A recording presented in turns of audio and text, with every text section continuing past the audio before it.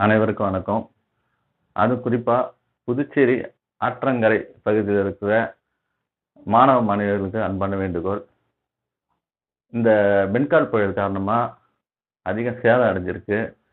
அதுவும் இந்த வீடூர் அணை திறப்பால ஆற்றங்கரை பகுதியில இருக்கிற நோனாங்குப்பம், இந்த மாரி ஆற்றங்கரையில இருக்கிற பகுதியில இருக்கிற வீடுகள்லாம் முழுமையா மூழ்கி சேதம் அடைஞ்சிருச்சு. அது அதிரடியா தண்ணி திறப்பால யாராலயுமே எதுவுமே உடைமைகள்லாம் எடுத்துன்னு வர முடியல. அதனால அவங்க உயிர காப்பாத்திக்கிறதே பெரிய கஷ்டமா இருந்தது. அ ராணுவப்படை இந்திய ராணுவப்படை உதவியால நெறைய பேர உடனே மீட்டாங்க.